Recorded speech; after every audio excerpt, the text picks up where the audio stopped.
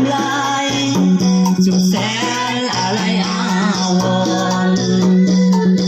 ให้แนมเบิ่งแน่อย่าว่ากันเด้อบังนอนเจ็บไปฝันยามหลับยามนอนใจห้องนอนน้องทุกเวลาเจ้าใส่ยกทรงก็ใส่เขินบ้าคืองามเหลือเกินรู้ตนคนมองแม่ลา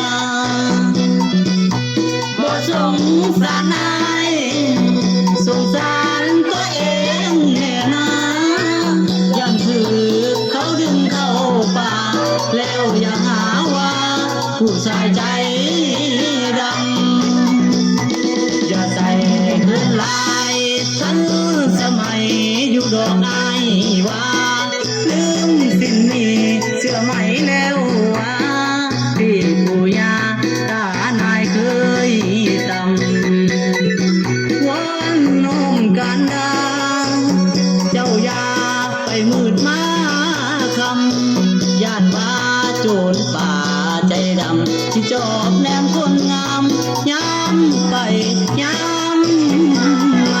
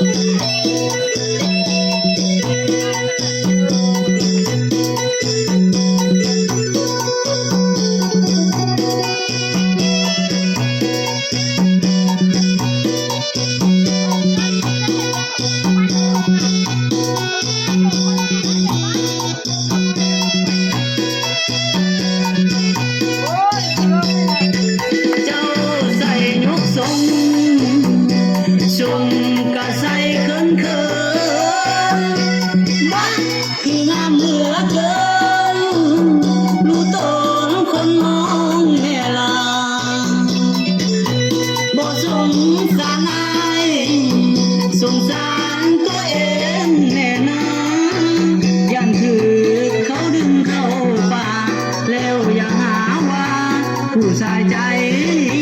ดำอย่าใส่เกินลายทั้งสมัยอยู่ดอกไม้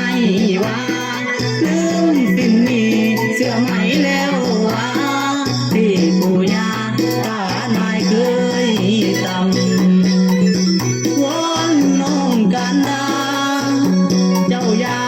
ไปมืดมาคำย่านว่าโจรป่าใจดำที่จอบแนมคนงาม